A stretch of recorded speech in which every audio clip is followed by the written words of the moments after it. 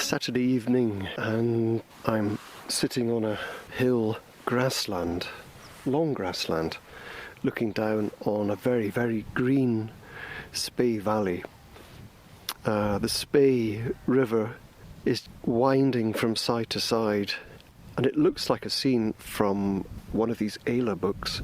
Something so pristine and unspoilt looking about what I can see from here. It really feels a very ancient landscape. And in the distance are the Monoliath Mountains, way over there, looking blue.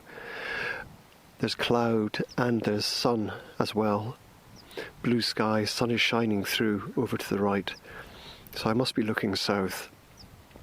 It's just so beautiful. I mean, I knew Scotland was beautiful, but I didn't think it was this beautiful. It's really stunning. I had a hot shower and something to eat, and I got a very comfy room. It's a nice, relaxed family with 2 young kids who look after this house in this incredible setting. So what I intend doing tomorrow is making for Glenfeshie and spending the day and hopefully the night in Glenfeshie. It'd be great if I could bump into that guy who does Scotland the Big Picture. I can't remember his name, Peter something. It'd be brilliant to have a chat with him and record it. Having seen the wolves today, never seen anything quite like that. Just breathtaking. Moving together as one. So lithe and so powerful and so fast.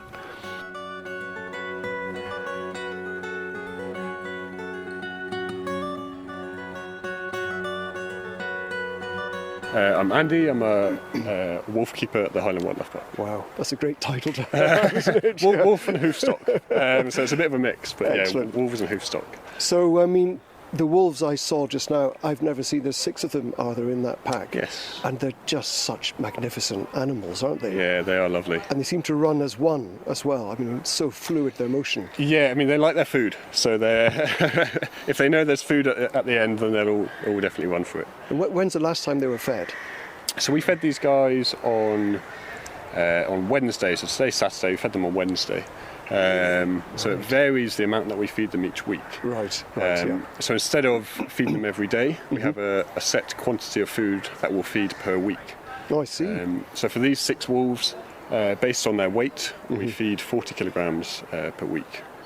I mean, I'm going to wild camp in the Cairngorm National Park. That's the idea. For a couple of nights.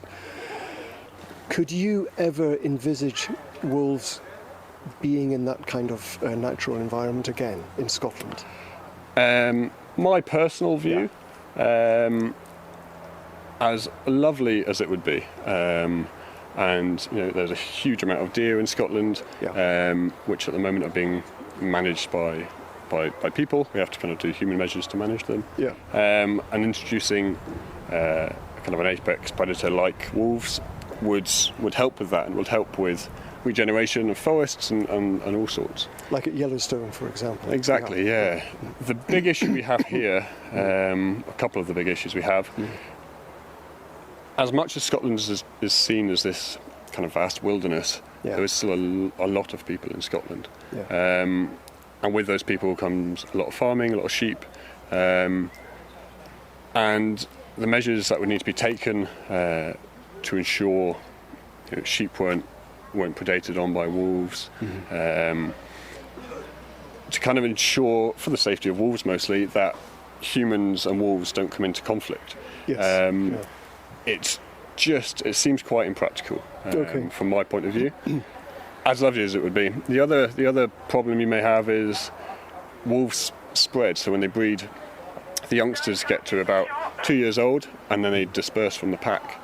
So within kind of 7, 8, 9 generations, you know, wolves would theoretically be down into like Midlands of England. So yeah, not very practical. No, and at the end of the day, it's always the wolves that will suffer most. Yes, of course. They're going to be culled in those circumstances. They get persecuted. Yeah. Okay.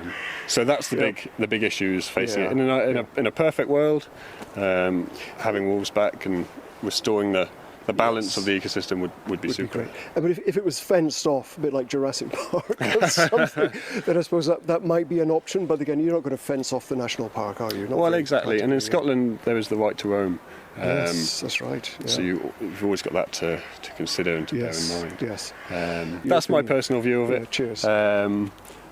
It would be lovely, and places like Yellowstone have been fantastic and they've had great success. But they too are starting to encounter issues. Oh, they really? People feeding wolves out of cars, just wolves kind of spreading to just past the boundaries, and again, it's always the wolves that end up suffering. That suffer.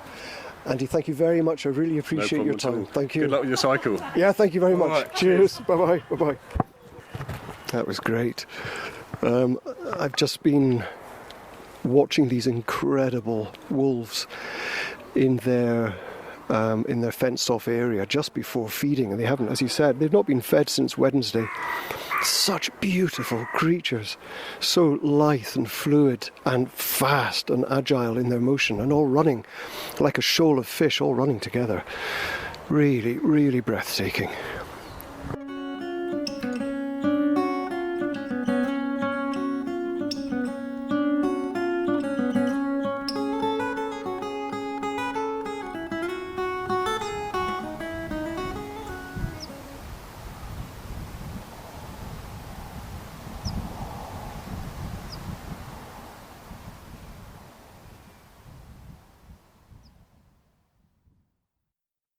What I'm going to do is, this is the wolf. I used to play it, and I'm going to play it on the guitar lately, very, very roughly indeed, because I don't remember it very well. And then I'm going to lay it down in separate tracks and maybe drop octaves and add voices over the next couple of days. But this is just a rough sketch of what it sounds like, so they'll be full of bloopers.